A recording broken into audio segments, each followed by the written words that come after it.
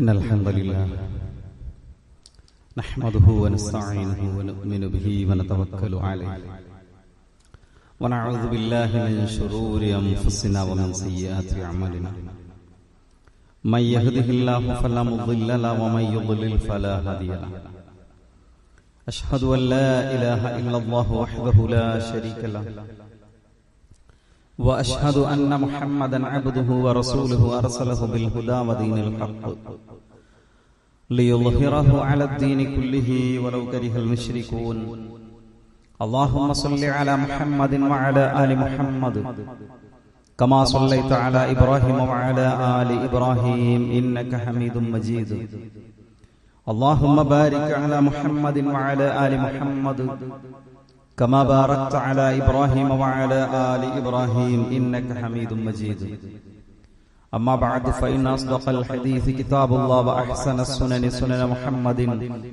صلى الله عليه وسلم وشر الأمور محدثاتها وكل محدثة بدعة وكل بدعة ضلالة يا أيها الذين آمنوا اتقوا الله حق تقاته ولا تموتن إلا وأنتم مسلمون. സ്നേഹം നിറഞ്ഞ സഹോദരി സഹോദരന്മാരെ, വിശ്വാസികളെ, പ്രപഞ്ചനാഥനായ അല്ലാഹുവിനെ സൂക്ഷിച്ച് അല്ലാഹു സുബ്ഹാനഹു വ തആലയുടെ നിയമനിർദ്ദേശങ്ങളും വിധിവിലക്കുകളും ജീവിതത്തിന്റെ എല്ലാ സമയത്തിലും സന്ദർഭത്തിലും സൂക്ഷിച്ചും പാലിച്ചും ജീവിക്കണേ എന്ന് ആമുഖമായി ഓർമ്മപ്പെടുത്തുന്നു, വസിയത്ത് ചെയ്യുന്നു. അല്ലാഹു അവന്റെ സജ്ജനങ്ങളിൽ മുത്തഖീങ്ങളിൽ നമ്മെ എല്ലാവരെയും ഉൾപ്പെടുത്തി അനുഗ്രഹിക്കുമാറാകട്ടെ. മുസ്ലിങ്ങളുമായി ബന്ധപ്പെട്ട ഇസ്ലാമിന്റെ ഓരോ ചിഹ്നങ്ങളും എങ്ങനെ ഒരു വിവാദ കഥാപാത്രമായി ആക്കി മാറ്റാം എന്ന ഒരു രീതിയാണ് ഇന്ന് നമ്മൾ കണ്ടുകൊണ്ടിരിക്കുന്നത്. ഏറ്റവും അവസാനം ഇസ്ലാമിലെ ഹിജാബ് ഒരിക്കൽ കൂടി ചർച്ചയ്ക്ക് വന്നിരിക്കുന്നു. പെൺകുട്ടികൾ ധരിക്കേണ്ട ശിരോവസ്ത്രം, സ്ത്രീകളുടെ തലയിലെ തട്ടം വീണ്ടും ഒരു ചർച്ചയ്ക്ക് ഇവിടെ വിധേയമാവുകയാണ്. എന്തുകൊണ്ടാണ് ഏതൊരു സാഹചര്യത്തിലും ഒരു മുസ്ലിം സ്ത്രീക്ക് തന്റെ ഹിജാബ് അണിയേണ്ടതുണ്ട് എന്ന ഒരവസ്ഥയുണ്ടാകുന്നത്, ഒരു സ്ത്രീ അങ്ങനെ ചിന്തിക്കുന്നത് എന്തുകൊണ്ടാണ്? ആവർത്തിച്ച് സൂചിപ്പിക്കാറുള്ളത് പോലെ മതം ആരാധനകൾ മാത്രമല്ല പഠിപ്പിക്കുന്നത്, മതം വിശ്വാസം മാത്രമല്ല പഠിപ്പിക്കുന്നത്. ഒരു മനുഷ്യ ജീവിതത്തിന്റെ സകലമാന മേഖലകളിലും ഇസ്ലാമിന് വളരെ വ്യക്തവും കൃത്യവുമായ മാർഗനിർദ്ദേശങ്ങൾ പറയാനുണ്ട്. വസ്ത്രധാരണത്തിന്റെ വേഷവിധാനത്തിന്റെ കാര്യത്തിലും ഒരു വിശ്വാസിക്ക് വിശ്വാസമനുസരിച്ചുള്ള മതത്തിന്റെ നിയമങ്ങൾ പഠിപ്പിക്കുന്ന ചില വേഷവിധാനങ്ങളുണ്ട്. അത് ഇസ്ലാമിന്റെ അടിസ്ഥാന കാര്യങ്ങളിൽപ്പെട്ടതാണ്. ഗൗരവപൂർവ്വം പഠിപ്പിക്കുന്ന, ഐച്ഛികമായി ചെയ്യേണ്ട ഒന്നല്ല, നിർബന്ധമായി ചെയ്യേണ്ട കാര്യമാണ്. അതുകൊണ്ട് തന്നെ ആ ഒരു നിർബന്ധ കാര്യം ജീവിതത്തിന്റെ എല്ലാ സമയത്തും പാലിക്കാൻ ഒരു വിശ്വാസി ശ്രമിച്ചുകൊണ്ടേയിരിക്കും. അത് പഠന സ്ഥലത്താണെങ്കിലും ജോലി സ്ഥലത്താണെങ്കിലും പൊതു ഇടങ്ങളിലാണെങ്കിലും തീർത്തും സ്വകാര്യമായ വീടകങ്ങളിലാണെങ്കിലും അത് നടപ്പിലാക്കാൻ ശ്രമിക്കും. അത് വിശ്വാസത്തിന്റെ ഭാഗമാണ്. നാം ജീവിക്കുന്ന രാജ്യവും സംവിധാനങ്ങളും അതിന് പൂർണ്ണമായ സ്വാതന്ത്ര്യം വകവെച്ചു നൽകുകയും ചെയ്യുന്നു. ഇന്ത്യ രാജ്യം ഒരു വിശ്വാസിയുടെ വിശ്വാസപരമായ ആചാരപരമായ കാര്യങ്ങൾക്ക് പൂർണ്ണമായ സ്വാതന്ത്ര്യം നൽകുന്നുണ്ട്.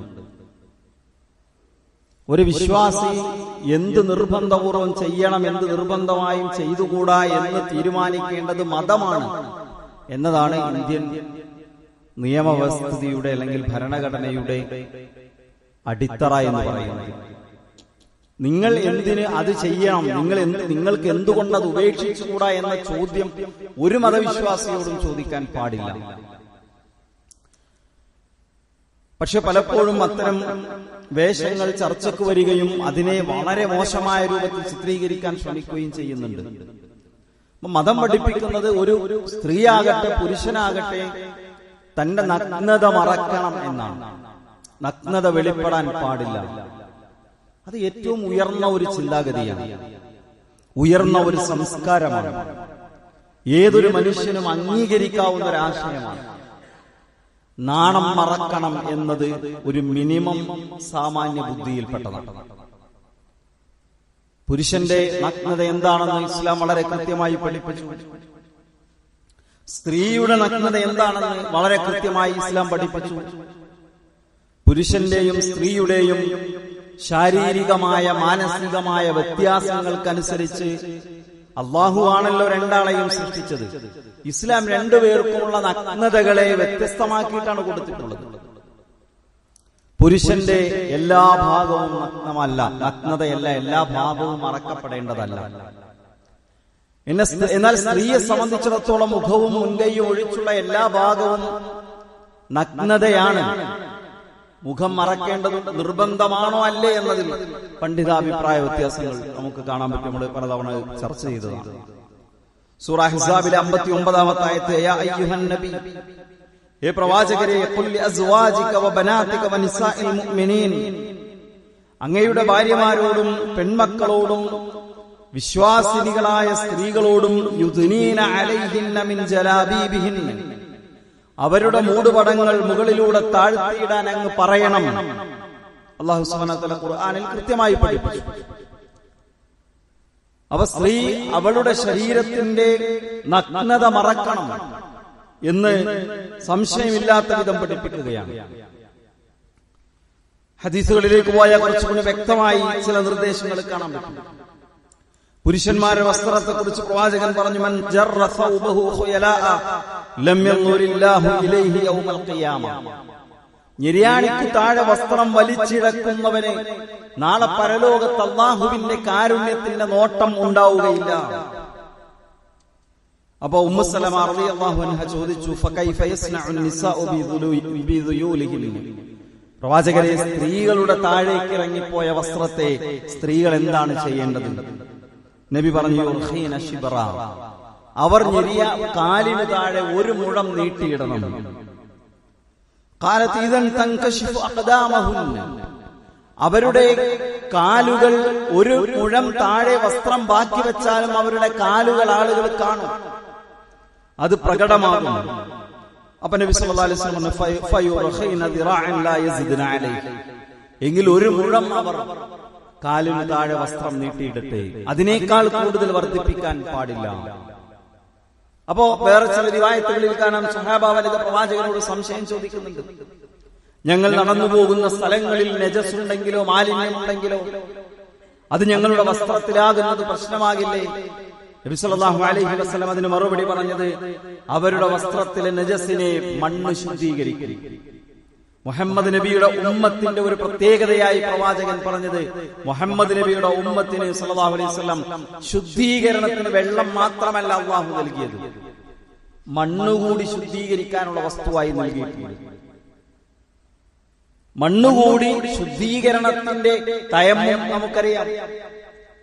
മലമൂത്ര വിസർജനം നടത്തിയാൽ കല്ലുപോലെയുള്ള വസ്തുക്കൾ കൊണ്ട് അത് ശുദ്ധീകരിക്കുന്നതിനെ നമ്മൾ ചെറിയ ക്ലാസ്സിൽ തന്നെ പഠിച്ചിട്ടുണ്ട്. നായ തലയിട്ട പാത്രം ശുദ്ധീകരിക്കുമ്പോൾ ഒരു തവണ മണ്ണു കലക്കിയ വെള്ളം ഉപയോഗിക്കാൻ പ്രവാചകൻ പഠിപ്പിച്ചത് നമുക്കറിയാം.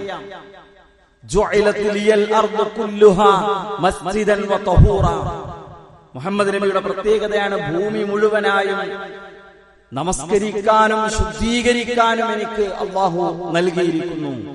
അതുകൊണ്ട് നിസ്കരിക്കണമെങ്കിൽ കാർപ്പറ്റിന്റെയോ മുസല്ലയുടെയോ പായയുടെയോ ആവശ്യമില്ലെങ്കിലും ആൾക്കാർ യാത്രക്കരയിൽ പറയും, എന്താ ഒരു പേപ്പർ പോലും വിരിക്കാൻ കിട്ടില്ല, അതുകൊണ്ട് ഞാൻ നിസ്കരിച്ചില്ല. മണ്ണിൽ നമസ്കരിക്കാം, അത് അനുവദിക്കപ്പെട്ടതാണ്. അത് നമുക്ക് അല്ലാഹു നൽകിയ പ്രത്യേക ഇളവാണ്. അതുകൊണ്ട് സ്ത്രീയുടെ വസ്ത്രത്തിൽ നജസായാൽ അത് ശുദ്ധീകരിക്കപ്പെടും. അവിടെ ശ്രദ്ധിക്കേണ്ടത് എന്താണ്? ആ ഭാഗവും ഔറത്തായിട്ടാണ്, നഗ്നതയായിട്ടാണ് മതം പഠിപ്പിച്ചത്. അത് മറച്ചുകൊണ്ട് മുന്നോട്ട് പോകണം. പക്ഷേ നമ്മുടെ നാട്ടിൽ ഇപ്പോൾ പലപ്പോഴും വസ്ത്രത്തിന്റെ ദൗത്യം എന്താണ്? നഗ്നത മറക്കുക എന്നതാണോ, അതല്ല നഗ്നതയെ കൂടുതൽ മനോഹരമാക്കി ആളുകൾക്ക് മുന്നിൽ പ്രകടിപ്പിക്കുക എന്നതാണോ? വേഷങ്ങൾ അതിന്റെ ദൗത്യം നിർവഹിക്കാതെ പോകുന്ന കാഴ്ചയാണ് പലപ്പോഴും നമ്മൾ കാണുന്നത്. വളരെ കൃത്യമായി ഖുർആൻ വിശദീകരിക്കുന്നുണ്ട്. സൂറത്തുൻ നൂറിൽ അല്ലാഹു പറഞ്ഞു, വലാ യുബ്ദീന സീനതഹുന്ന ഇല്ലാ ലിബുഊലതിഹിന്ന ഔ ആബാഇഹിന്ന ആബാഉ ബുഊലതിഹിന്ന. സ്ത്രീ തന്റെ നഗ്നത മറക്കണം. അവൾ അവളുടെ സൗന്ദര്യം പ്രകടിപ്പിക്കാൻ പാടില്ല. ഭർത്താവോ അല്ലെങ്കിൽ മഹറമായിട്ടുള്ള വിവാഹബന്ധം ഹറാമായിട്ടുള്ള ആളുകളുടെ മുന്നിലല്ലാതെ നഗ്നതയുടെ ഒരു ഭാഗവും കാണാൻ പാടില്ല എന്ന് വളരെ കൃത്യമായി ഖുർആൻ പഠിപ്പിച്ചു. നിസാഉൻ കാസിയാത്തുൻ ആരിയാത്തുൻ മുമീലാത്തുൻ മായിലാത്തുൻ റൂസുഹുന്ന കഅസ്മിനത്തിൽ ബുഖ്തിൽ മായില. ഒട്ടകത്തിന്റെ പൂഞ്ഞ പോലെ തലമുടി മുകളിലേക്ക് കെട്ടിവെച്ച, ശരീരം വസ്ത്രം ധരിച്ചിട്ടും നഗ്നകളായി ചാഞ്ഞും ചെരിഞ്ഞും നടക്കുന്ന സഞ്ചരിക്കുന്ന ആളുകളെ സംബന്ധിച്ചിടത്തോളം അവർക്ക് സ്വർഗത്തിൽ പോകാൻ കഴിയില്ലെന്ന് മാത്രമല്ല, സ്വർഗത്തിന്റെ സുഗന്ധം പോലും ആസ്വദിക്കാൻ കഴിയില്ല. വസ്ത്രം ധരിക്കുമ്പോ നഗ്നത മറയുന്നതാകണം. അംഗലാവണ്യങ്ങൾ കൂടുതൽ മനോഹരമായി ആളുകൾക്ക് മുന്നിൽ പുറത്തു കാണിക്കാനല്ല വസ്ത്രം, ശരീരത്തിന്റെ മനോഹാരിത മറച്ചു വെക്കാനാണ്. وقرن في بيوتكن ولا في بيوتكن ولا تبرجن تبرج الجاهليه الاولى. വിശുദ്ധ ഖുർആൻ കൃത്യമായി നമ്മളെ പഠിപ്പിക്കുകയാണ്. സൂറത്ത് അഹ്സാബ് 33 എന്താ പറഞ്ഞത്? ജാഹിലിയത്തിലെ സ്ത്രീകൾ അവരുടെ നഗ്നത വെളിപ്പെടുത്തി പുറത്തിറങ്ങുന്നത് പോലെ വിശ്വാസിനികളായ സ്ത്രീകൾ പുറത്തിറങ്ങാൻ പാടില്ല. എന്തുകൊണ്ട് വേഷവിധാനത്തിൽ മുസ്ലിം സ്ത്രീകൾ ശ്രദ്ധിക്കുന്നു എന്ന് ചോദിച്ചാൽ, ഇത് മതം പഠിപ്പിക്കുന്ന പ്രധാനപ്പെട്ട കാര്യമാണ്. ഇത് ഖുർആൻ ഖണ്ഡിതമായി പറഞ്ഞ കാര്യമാണ്.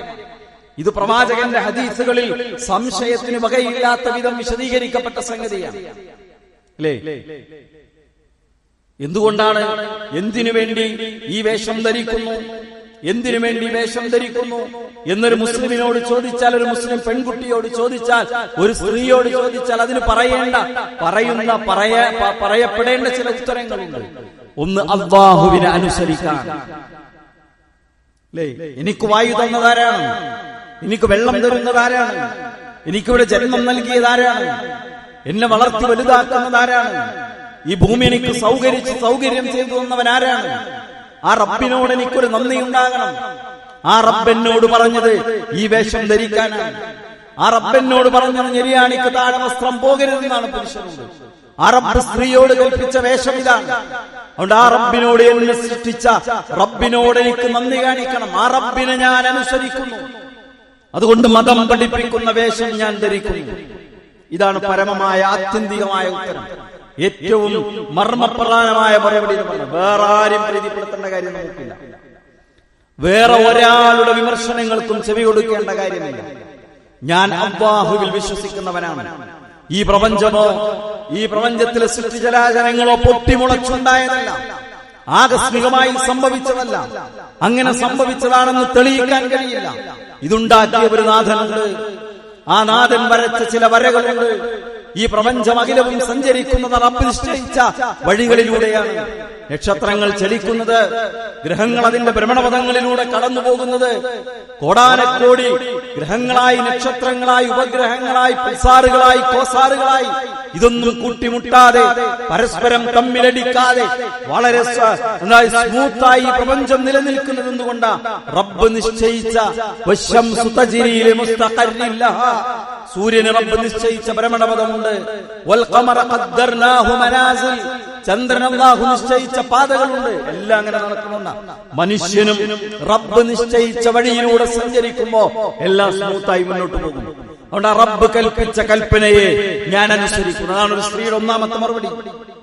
ഇനിയോ ഖുർആൻ തന്നെ വേഷവിധാനം പഠിപ്പിക്കുന്നിടത്ത് സൂറത്ത് അഹ്സാബിന്റെ 59 നിങ്ങൾ എന്തുകൊണ്ട് യുദ്നീന അലൈഹിന്ന ജലാബീബിഹിന്ന മൂടുപടങ്ങൾ ശരീരത്തിന് മുകളിലൂടെ താഴ്ത്തിയിടണമെന്ന് പറയുമ്പോ ഖുർആൻ തന്നെ രണ്ട് കാരണങ്ങൾ, രണ്ട് ന്യായങ്ങൾ അതിന് പറഞ്ഞു. എന്താണ് രണ്ട് ന്യായങ്ങൾ?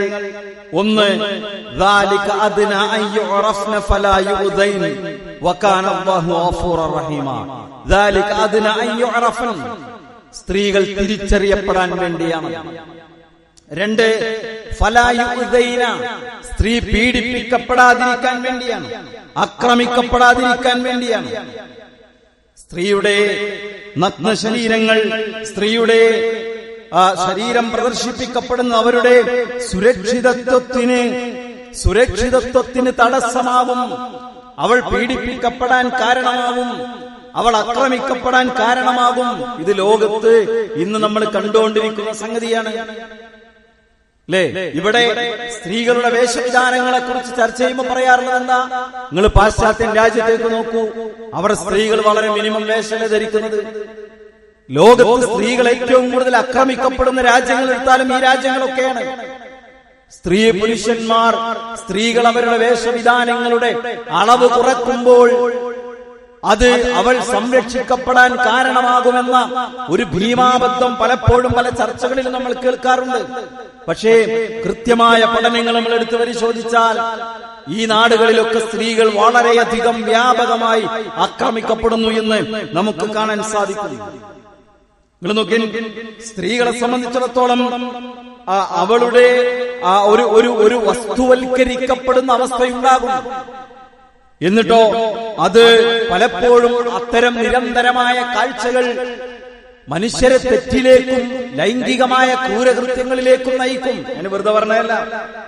ഡൽഹി പോലീസ് ഒരു എന്താ പറയാ പഠനം കൊണ്ടുവന്നിരുന്നു. പഠനമല്ല, ഒരു നിരീക്ഷണം കൊണ്ടുവന്നിരുന്നു. എന്താണ്?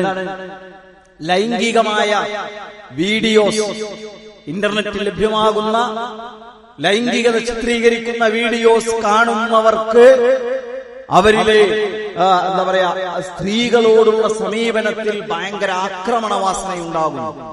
അതിലേക്ക് എത്താനുള്ള കാരണം ഇന്ത്യ രാജ്യം മുഴുവൻ ചർച്ച ചെയ്ത ഡൽഹിയിലെ നിർഭയ കൊലപാതക കേസായിരുന്നു അല്ലെ? നിർഭയ എന്നുള്ള ഒരു പ്രതീകാത്മകമായ പേരാണ്. ഒരു പെൺകുട്ടിയെ ക്രൂരമായി ബസ്സിലിട്ട് ഒരു സംഘം ആളുകൾ ക്രൂരമായി ബലാത്സംഗം ചെയ്ത് കൊലപ്പെടുത്തി. അതിൽ ഒരാൾ 18 വയസ്സ് തികയാത്തയാളായിരുന്നു. നമ്മുടെ രാജ്യത്തിന്റെ നിയമമനുസരിച്ച് പ്രായപൂർത്തിയായിട്ടില്ലാത്തയാൾ. ആ സ്ത്രീയെ, ആ പെൺകുട്ടിയെ ഏറ്റവും ക്രൂരമായി ഉപദ്രവിച്ചവനായിരുന്നു. അതിന്റെ കാരണം പറഞ്ഞത് അയാൾ നിരന്തരമായി ഡൽഹി പോലീസിന്റെ വിശദീകരണം, ചിത്രങ്ങളിലൂടെ, സിനിമകളിലൂടെ, ഇന്റർനെറ്റ് മീഡിയകളിലൂടെ സ്ത്രീ നഗ്നത കാണുന്നവനായിരുന്നു. ലൈംഗികമായിട്ടുള്ള പോണോഗ്രാഫിക് വീഡിയോസ് വ്യാപകമായി കാണുന്ന ആളായതുകൊണ്ടാണ് അവൻക്ക് ഇത്തരം ഒരു മാനസിക വൈകൃതമുണ്ടായത് എന്നിവിടെ വിശദീകരിക്കണം. ഞാൻ പറയുന്നത് ഏതെങ്കിലും തരത്തിലുള്ള സ്ത്രീ സുരക്ഷയ്ക്ക് അവളുടെ നഗ്നത പ്രദർശിപ്പിക്കപ്പെടുന്നത് പുരുഷൻ കാണുന്നത് കാരണമാകുന്നുണ്ടോ എന്ന് ചോദിച്ചാൽ ഇത്തരം ധാരാളം ഉദാഹരണങ്ങൾ നമുക്ക് കാണാൻ പറ്റും. പലപ്പോഴും സാമൂഹ്യ മാധ്യമങ്ങളിൽ വലിയ ചർച്ചയാകുന്ന ചില സെലിബ്രിറ്റി വനിതകളുടെ, ലേഡി സെലിബ്രിറ്റികളുടെ വീഡിയോസ്, ഇന്റർവ്യൂകൾ വരാറുണ്ട്. എന്താ പറയണത്? ഞങ്ങള് സൂപ്പർ മാർക്കറ്റുകളിൽ പോകുന്നു, ഞങ്ങൾ എന്താണ് ആര് കണ്ടാലും തിരിച്ചറിയാവുന്ന അറിയപ്പെട്ട സിനിമാ രംഗത്തൊക്കെ ഉള്ള ആളുകൾ പറയണം, ഞങ്ങൾ പർച്ചേസിംഗിന് പോകുന്നു. അപ്പൊ ഞങ്ങൾ എങ്ങനെ പോകും? ഞങ്ങൾ നിഖാബ് ധരിച്ച്, പർദ്ദ ധരിച്ച് പുറത്തിറങ്ങും. ആരാണ്? ഇസ്ലാമുമായി യാതൊരു ബന്ധവുമില്ലാത്ത ആളുകൾ. ധാരാളം വീഡിയോസ് നമുക്ക് കാണാൻ പറ്റും. ഇസ്ലാമുമായി ഒരു ബന്ധവുമില്ലാത്ത ആളുകൾ അവർ പറയാണ് ഞങ്ങൾ പർദ്ദ ധരിച്ചിട്ടാണ്. ഞാൻ ഈ അടുത്ത് എനിക്ക് ഒരാൾ ഇന്റർവ്യൂ അയച്ചു തന്നു. ആ സ്ത്രീ പറയുന്നുണ്ട്, ഞാൻ ഇങ്ങനെ അന്തം വിട്ടുപോയി, എനിക്കൊരാൾ നിർദ്ദേശിച്ചു, എന്റെ സീനിയറായ ഒരാൾ നിർദ്ദേശിച്ചു പർദ്ദ ധരിച്ചു പോയാൽ മതി സൂപ്പർ മാർക്കറ്റിൽ, ഹൈപ്പർ മാർക്കറ്റിൽ. ഞാൻ അങ്ങനെ പോയി. ഞാൻ ഇൻവിസിബിൾ ആണോ, ഞാൻ എന്നെ ആരും കാണാത്തൊരവസ്ഥയാണോ എനിക്കുള്ളത് ഞാൻ ചിന്തിച്ചു പോയി. ആരും എന്നെ നോക്കുന്നില്ല. ഒരു കാമവറിയന്റെ കഴുകക്കണ്ണുകൾക്കും സ്ത്രീ ശരീരം വിട്ടുകൊടുക്കാത്ത അവസ്ഥയാണ് ഇസ്ലാം പഠിപ്പിക്കുന്ന വേഷവിധാനം എന്ന് പറയുന്നത്. സുരക്ഷിതമായി എനിക്ക് ചെയ്യാനുള്ളതെല്ലാം ചെയ്ത് ഞാൻ എന്റെ വീട്ടിലേക്ക് എത്തി. ഇതൊരു ഭയങ്കര സുരക്ഷിതത്വമാണ്.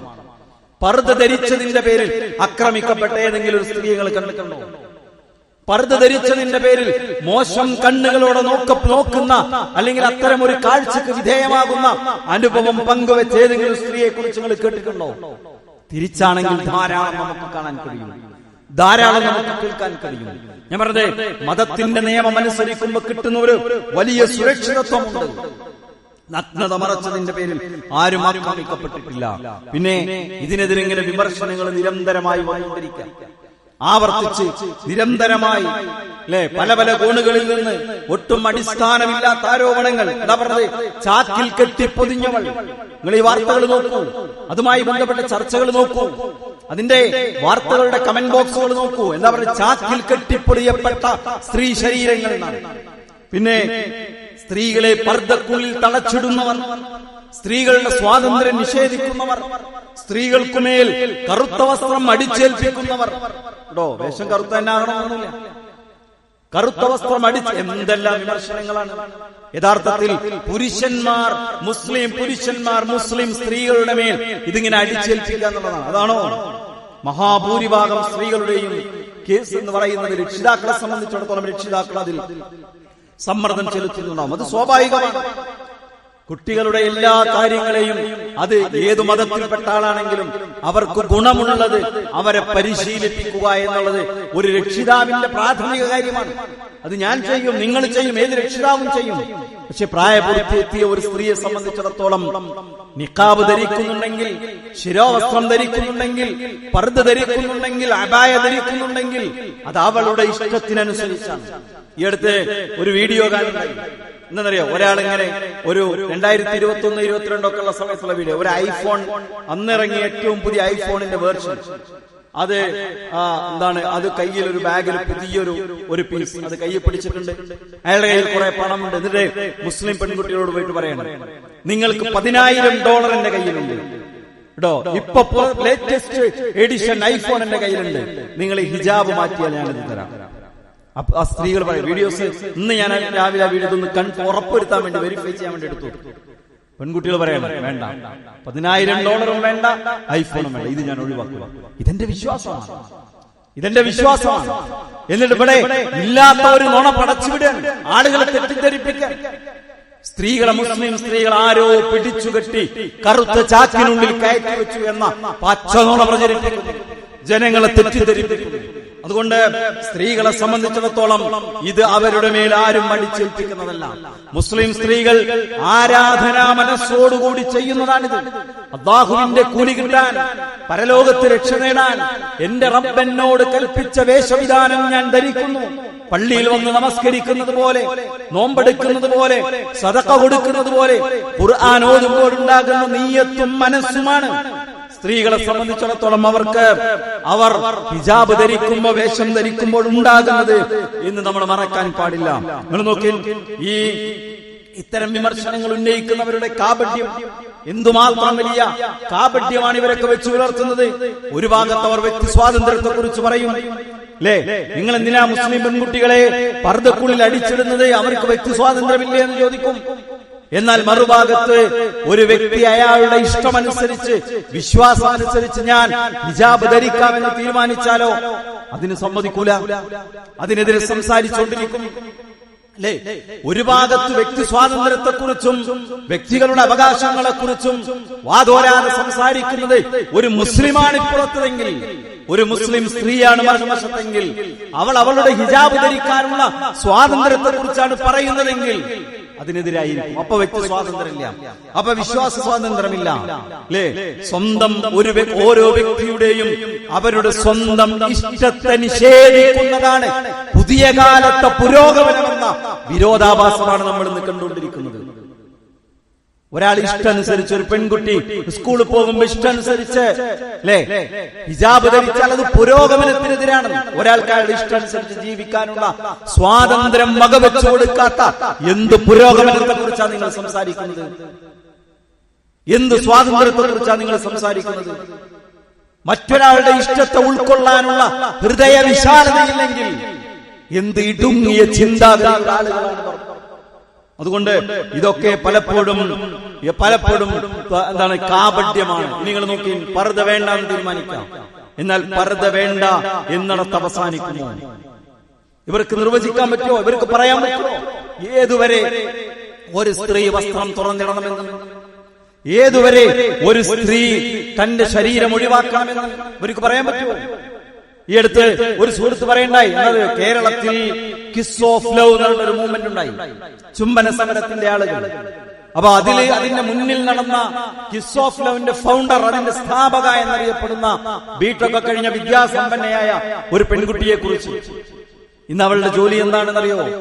ഓൺലൈൻ പ്രോസ്റ്റിറ്റ്യൂഷൻ ഏർപ്പാടാണ്. ഓൺലൈനായി സ്ത്രീകളെ എത്തിച്ചു കൊടുക്കുന്ന സംവിധാനം.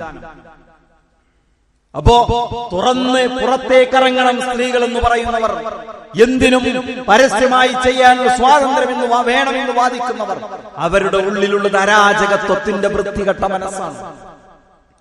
അരാജകത്വത്തിന്റെ വൃത്തികേടുകളാണ് അവരുടെയൊക്കെ ഉള്ളിലുള്ളത്. ഞാൻ പറഞ്ഞത്, തട്ടം ഹിജാബ് മാറ്റി ഷാള് മാത്രം ധരിക്കണം എന്ന് പറഞ്ഞാലോ അത് നിൽക്കോ? ഷാളിനെതിരെയായി. ഷാള് മാറ്റുന്ന പർദ്ദ മാറ്റുന്ന ചുരിദാർ ധരിക്കാൻ പറഞ്ഞാൽ അവിടെ നിൽക്കോ? അവിടെ നിൽക്കൂല. എന്നറിയോ, ഇതൊക്കെ കുറെ ആളുകളുടെ ആവശ്യമാണ്. മിനിമം വസ്ത്രം ധരിക്കുന്നത് അല്ല യഥാർത്ഥത്തിൽ പുരോഗമനം. ആണോ? ഏറ്റവും ചെറിയ വസ്ത്രം ധരിക്കുന്നതാണോ പുരോഗമനം? യഥാർത്ഥത്തിൽ മനുഷ്യന്റെ വളർച്ചയെ കുറിച്ച് എന്താണ് പൊതുവിൽ പറയാറുള്ളത്? നേരത്തെ വസ്ത്രങ്ങൾ കുറവായിരുന്നു, അല്ലേ? അതാണ് പൊതുവിൽ ഭൗതികമായി പഠിപ്പിക്കപ്പെടാറുള്ളത്. മനുഷ്യൻ ഇങ്ങനെ വളർന്നപ്പോ പുതിയ പുതിയ വസ്ത്രങ്ങൾ കണ്ടെത്തി, അല്ലേ? എന്നിട്ടോ കൂടുതൽ കൂടുതൽ വസ്ത്രം ധരിക്കാൻ തുടങ്ങി. അതാണ് പുരോഗമനം എന്നാണ്. മനുഷ്യന്റെ വളർച്ചയുടെ ഭാഗമായി അവന്റെ വേഷം വർദ്ധിച്ചു എന്ന് പറയാം. നിങ്ങൾ നോക്കി, കേരളത്തിൽ ഞാൻ വലിയൊരു ചരിത്രത്തിന്റെ വലിയൊരു ഏരിയ ഉണ്ട്. ഇവിടെ സ്ത്രീകൾക്ക് അരക്കുമുകളിൽ വസ്ത്രം ധരിക്കാൻ സ്വാതന്ത്ര്യമില്ലാത്തൊരു കാലം ഉണ്ടായിരുന്നു കേരളത്തിൽ. ചാന്നാർ ലഹളങ്ങൾ കേട്ടിട്ടുണ്ടാകും, അയ്യങ്കാളിയുടെ സമരങ്ങൾ കേട്ടിട്ടുണ്ടാകും, അല്ലെ? മാറുമറക്കാനുള്ള സ്വാതന്ത്ര്യമില്ലാത്തത് കൊണ്ട് തന്റെ സ്ഥലം അരിഞ്ഞ് പാത്രത്തിൽ വെച്ചു കൊടുത്ത ഒരു സ്ത്രീയുടെ കഥ ചരിത്രങ്ങൾ കേട്ടിട്ടുണ്ടാവും. ചാന്നാർ ലഹള പറഞ്ഞ തിരുവനന്തപുരത്തൊക്കെ ജീവിക്കുന്ന ചാന്നാർ സമൂഹത്തിന് മാറുമറക്കാനുള്ള സ്വാതന്ത്ര്യത്തിന് വേണ്ടി നടത്തിയ സമരമാണ്. ഒരു 100 കൊല്ലത്തിനപ്പുറം മാറി, അവിടുന്നൊക്കെ മാറി വസ്ത്രമൊക്കെ പൂർണ്ണമായി ധരിക്കാനുള്ള ഒരു അവസ്ഥയുണ്ടാകുന്നു എന്നതാണ് പുരോഗമനം.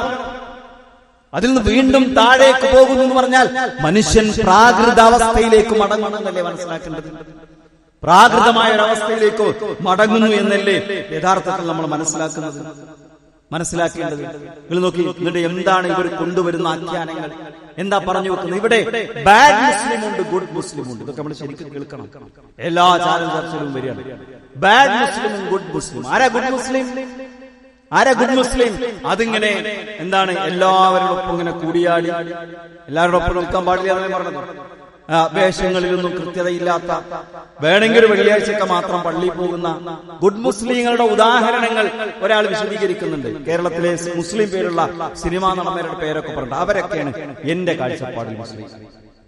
സിനിമ അഭിനയിക്കുന്ന, സിനിമ കാണുന്ന, എല്ലാ വൃത്തികേടുകൾക്കും കൂട്ടുനിൽക്കുന്ന പേര് കാനേഷുമാരി, കണക്കെടുപ്പിൽ റേഷൻ കാർഡിലും SLC ബുക്കിലും സർട്ടിഫിക്കറ്റിലും ആധാർ കാർഡിലൊക്കെ മുസ്ലിം എന്ന് രേഖപ്പെടുത്തിയിട്ടുള്ള വേറെ എവിടെയും ഇസ്ലാമില്ല. തഖ്വയോടുകൂടി മതവിശ്വാസം അനുസരിച്ച് ജീവിക്കുന്നവൻ ബാഡ് മുസ്ലിമാണ് എന്ന് പറഞ്ഞു വെക്കുന്ന ആളുകളുടെ, അതല്ലാത്ത ആളുകളോ അവർ ഗുഡ് മുസ്ലിം. പുതിയ സർട്ടിഫിക്കറ്റ് ഇഷ്യൂ ചെയ്യുന്ന കുറെ ആൾക്കാരുണ്ട്.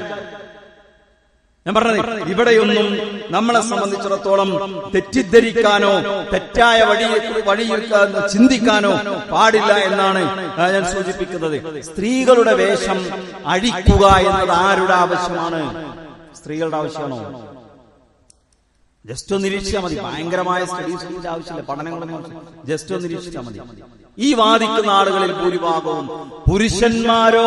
പുരുഷന്മാർ നിയന്ത്രിക്കുന്നവരോ ആയിരിക്കും, ആണുങ്ങളായിരിക്കും മിക്കവാറും. നീ ഏതെങ്കിലും സ്ത്രീകൾ വാദിക്കുന്നുണ്ടെങ്കിൽ തന്നെ അതിന്റെ പിന്നിൽ വേറെ പല ഏജൻസികളുണ്ടാവും. ഈ ആവശ്യങ്ങൾക്ക് വേണ്ടി ഫണ്ട് ചെയ്യുന്നതാരാണ്? പുരുഷന്മാർ നയിക്കുന്ന കോർപ്പറേറ്റുകളാണ്. സ്ത്രീകൾ പർദ്ദയണിഞ്ഞ് ശരീരം പുറത്തു കാണിക്കാതെ, നഗ്നത പുറത്തു കാണിക്കാതെ പുറത്തിറങ്ങാൻ തുടങ്ങിയാൽ, ഞാൻ പലപ്പോഴും പറയാറുണ്ട്, ഇവിടെ ബില്യൺ കണക്കിന് ഡോളറുകളുടെ കോസ്മെറ്റിക് ഇൻഡസ്ട്രി, സൗന്ദര്യവർദ്ധക വസ്തുക്കളുടെ വ്യവസായം, വലിയൊരു വ്യവസായം, 10 ലക്ഷക്കണക്കിന് കോടി രൂപയുടെ വ്യവസായമാണ്.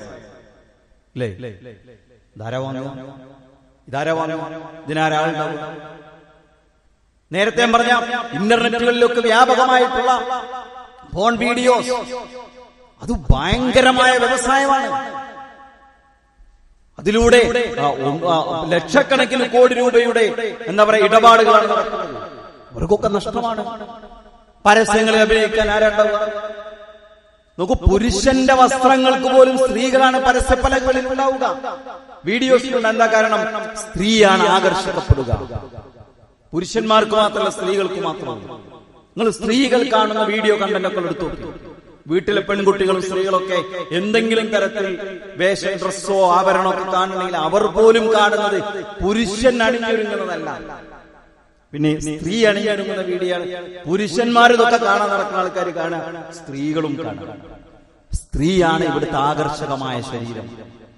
അതുകൊണ്ട് പെണ്ണിനെ കുപ്പായടിച്ചാൽ, പെണ്ണിനെ പർദ്ദ ധരിപ്പിച്ചാൽ, സ്ത്രീകളെ വസ്ത്രം ധരിപ്പിച്ചാൽ പരസ്യ പലകകളിൽ പ്രദർശിപ്പിക്കപ്പെടാൻ ശരീരങ്ങളില്ലാതെ പോകും.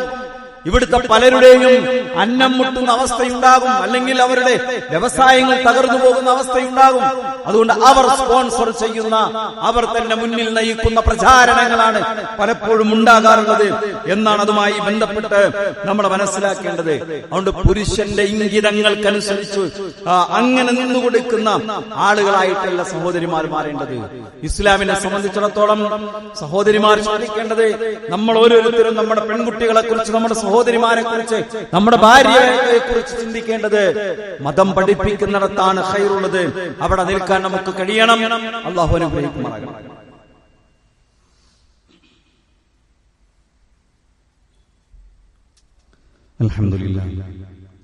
അൽഹംദുലില്ലാഹി റബ്ബിൽ ആലമീൻ വസ്സലാത്തു വസ്സലാമു അലാ നബിയിനാ മുഹമ്മദിൻ വഅലാ ആലിഹി വഅസ്ഹാബിഹി അജ്മഈൻ. അമ്മാ ബഅദ്. ഇത്തഖുല്ലാഹ ഇബാദല്ലാഹ്. സ്നേഹം നിറഞ്ഞ സഹോദരി സഹോദരന്മാരെ, വിശ്വാസികളെ, പ്രപഞ്ചനാഥനായ അല്ലാഹുവിനെ സൂക്ഷിച്ച് അല്ലാഹു സുബ്ഹാനഹു വ തആലയുടെ നിയമനിർദ്ദേശങ്ങളും വിധിവിലക്കുകളും ജീവിതത്തിന്റെ എല്ലാ സമയത്തിലും സന്ദർഭത്തിലും പാലിച്ചുകൊണ്ട് ജീവിക്കണേ എന്ന് ഒരിക്കൽ കൂടി ഓർമ്മപ്പെടുത്തുന്നു, വസിയത്ത് ചെയ്യുന്നു. അല്ലാഹു അവന്റെ തഖ്വയുള്ള അടിമകളിൽ നമ്മെ എല്ലാവരെയും ഉൾപ്പെടുത്തി അനുഗ്രഹിക്കുമാറാകട്ടെ. ഇന്നത്തെ നമ്മുടെ കളക്ഷൻ അല്ലാഹുവിന്റെ ഈ വീടിന് വേണ്ടിയുള്ളതാണ്, പള്ളിക്ക് വേണ്ടിയുള്ളതാണ്. എല്ലാവരും അതിൽ മനസ്സറിഞ്ഞ് ഇടപെടണമെന്നും കഴിയാവുന്നതിന്റെ പരമാവധി സഹായിക്കണമെന്നും ഈ സന്ദർഭത്തിൽ ഓർമ്മപ്പെടുത്തുന്നു. പറഞ്ഞു വന്നത്, ഇവിടെ ആരൊക്കെയോ വരച്ചു വെക്കുന്ന വഴികളിലൂടെ സഞ്ചരിക്കുന്നവരായി നമ്മൾ മാറുന്നു. അതൊരിക്കലും ഉണ്ടാകാൻ പാടില്ല. നിങ്ങൾ നോക്കി, ഇവിടെ നമ്മൾ സ്വാതന്ത്ര്യത്തെക്കുറിച്ച്, മതം അനുഷ്ഠിക്കാനുള്ള സ്വാതന്ത്ര്യത്തെക്കുറിച്ച് പറയുമ്പോഴും ഇതൊക്കെ സ്വാതന്ത്ര്യമുള്ളിടത്ത് നമ്മൾ എങ്ങനെ വസ്ത്രം ധരിക്കുന്നു, നമ്മൾ എത്ര കണ്ട് മതത്തെ മുറുകെ പിടിക്കുന്നു എന്ന ഒരു ചോദ്യത്തിനും വലിയ പ്രസക്തിയുണ്ട്, അല്ലേ? നല്ല ഹിജാബ് ധരിച്ച് ഫുൾ സ്ലീവ് ഡ്രസ് അണിഞ്ഞ് പോകാൻ കഴിയാവുന്ന സ്കൂളുകളിൽ, കോളേജുകളിൽ, ജോലി സ്ഥലങ്ങളിൽ, കച്ചവട സ്ഥാപനങ്ങളിൽ, അല്ലെങ്കിൽ ഇസ്ലാമിക വേഷമനുസരിച്ച് ജീവിക്കാൻ കഴിയുന്ന നമ്മുടെയൊക്കെ ജീവിതത്തിൽ, വ്യക്തി ജീവിതത്തിൽ 5 നേരം ജമാഅത്തിന് പോകാൻ പറ്റാവുന്ന സംവിധാനങ്ങളുള്ളിടത്ത് പോലും നമ്മൾ മതം മുറുകെ പിടിക്കുന്നുണ്ടോ? നമ്മൾ ഗൗരവത്തോടെ ചിന്തിക്കണം. പ്രശ്നം ഉണ്ടാകുമ്പോൾ എന്റെ അവകാശം, എന്റെ സ്വാതന്ത്ര്യം എന്ന് പറയുന്നത് മാത്രമല്ല, മറിച്ച് പരലോകത്തെ മുന്നിൽ കണ്ടുകൊണ്ട് റബ്ബിന്റെ ദീനനുസരിച്ച് ജീവിക്കാൻ ഏത് ഘട്ടത്തിലും നമ്മൾ പരിശ്രമിക്കണം. നരകം എന്നുള്ളത് ഒരു കെട്ടുകഥയല്ല, സ്വർഗം എന്നുള്ളത് ഒരു കെട്ടുകഥയല്ല. സ്വർഗം സത്യമാണ്, നരകം സത്യമാണ്. അതുകൊണ്ട് നമുക്ക് പറ്റാവുന്ന ഇടങ്ങളിൽ പോലും നമ്മൾ ഈ മതത്തെ ജീവിതത്തിലേക്ക് കൊണ്ടുവരുന്നതിൽ പരാജയപ്പെടുന്നുണ്ടോ എന്ന് ഗൗരവപൂർവ്വം നമ്മൾ ചിന്തിക്കണമെന്നാണ് ഓർമ്മപ്പെടുത്താനുള്ളത്. ومن أحسن قولا ممن دعا إلى الله وعمل صالحا وقال إنني من المسلمين. അല്ലാഹുവിലേക്ക് ക്ഷണിക്കുകയും സൽക്കർമ്മങ്ങൾ പ്രവർത്തിക്കുകയും ഞാനൊരു മുസ്ലിമാണെന്ന് പ്രഖ്യാപിക്കുകയും ചെയ്തവനേക്കാൾ നല്ല വാക്ക് പറഞ്ഞവനാരുണ്ട്? ആരെയും വേദനിപ്പിക്കണ്ട, ഒരാളെയും പ്രയാസപ്പെടുത്തണ്ട, ഒരാളോടും മോശമായി പെരുമാറണ്ട, ഒരാളോടും അനാവശ്യമായി തർക്കിക്കണ്ട. പക്ഷേ എന്റെ ജീവിതം, എന്റെ വിശ്വാസം, എന്റെ ആചാരങ്ങൾ, എന്റെ വിശ്വാസം, എന്റെ വേഷവിധാനങ്ങൾ, അത് ഞാൻ ഇസ്ലാം അനുസരിച്ചാണ് മുന്നോട്ട് കൊണ്ടുപോകുക, അതിൽ ഞാൻ അഭിമാനിക്കുന്നു എന്ന് പറയാൻ ഓരോ പുരുഷനും, ഓരോ മുസ്ലിമിനും, ഓരോ മുസ്ലിമത്തിനും സാധിക്കേണ്ടതുണ്ട്. ആരൊക്കെയോ ഉണ്ടാക്കി വെച്ച ആ വഴികളിലൂടെ സഞ്ചരിക്കുന്ന, ആരുടെയൊക്കെയോ അടിമകളായി ജീവിക്കുന്ന അവസ്ഥയെല്ലാം ഉണ്ടാകേണ്ടത് നമ്മുടെ വിശ്വാസത്തെ മുറുകെ പിടിച്ച് മുന്നോട്ട് പോകാനാണ് നമ്മൾ പരിശ്രമിക്കേണ്ടത്. അല്ലാഹു അനുഗ്രഹിക്കുമാറാകട്ടെ. നമ്മിൽ നിന്ന് വന്നുപോയ എല്ലാ തെറ്റുകുറ്റങ്ങളും അല്ലാഹു നമുക്ക് പുറത്തു മാപ്പ് നൽകുമാറാകട്ടെ. നമ്മിൽ നിന്ന് ധാരാളം ആളുകൾ പ്രയാസങ്ങൾ അനുഭവിക്കുന്നവർ, രോഗം കൊണ്ട് ബുദ്ധിമുട്ടുന്നവരുണ്ട്. ഇന്നും ഒരാൾ പ്രാർത്ഥിക്കാൻ വേണ്ടി ആവശ്യപ്പെട്ടു. അദ്ദേഹത്തിന്റെ സഹോദരൻ സ്ട്രോക്കൊക്കെ വന്ന് പ്രയാസപ്പെടുന്നു. അള്ളാഹു എല്ലാവർക്കും രോഗശമനം നൽകി അനുഗ്രഹിക്കുമാറാകട്ടെ. പൂർണ്ണ ആരോഗ്യത്തോടുകൂടി നമ്മളിലേക്ക് തിരിച്ചു വരാൻ ആ സഹോദരനും രോഗം കൊണ്ട് ബുദ്ധിമുട്ടുന്ന എല്ലാവർക്കും അള്ളാഹു തൗഫീഖ് നൽകുമാറാകട്ടെ. അല്ലാഹുമ്മ ഗ്ഫിർ ലിൽ മുഅ്മിനീന വൽ മുഅ്മിനാത്ത് വൽ മുസ്ലിമീന വൽ മുസ്ലിമാത്ത് അൽ അഹ്യാഇ മിൻഹും വൽ അംവാത്ത് ഇന്നക മുജീബുദ് ദഅവാതി യാ ഖാദിയൽ ഹാജാത്ത്. അല്ലാഹുമ്മ അജിർനാ മിനൻ നാർ, അല്ലാഹുമ്മ അജിർനാ മിനൻ നാർ, അല്ലാഹുമ്മ അജിർനാ മിനൻ നാർ വഅദ്ഖിൽനൽ ജന്നത യാ റബ്ബൽ ആലമീൻ. അല്ലാഹുമ്മ അഇസ്സൽ ഇസ്ലാമ വൽ മുസ്ലിമീൻ വഅദിൽ അശ്ശിർക വൽ മുശ്രിക്കീൻ. റബ്ബനാ തഖബ്ബൽ മിന്നാ ഇന്നക അൻതസ് സമീഉൽ അലീം വതുബ് അലൈനാ ഇന്നക അൻതത് തവ്വാബുർ റഹീം. اللهم صل على محمد وعلى آله وأصحابه وسلم والحمد لله رب العالمين.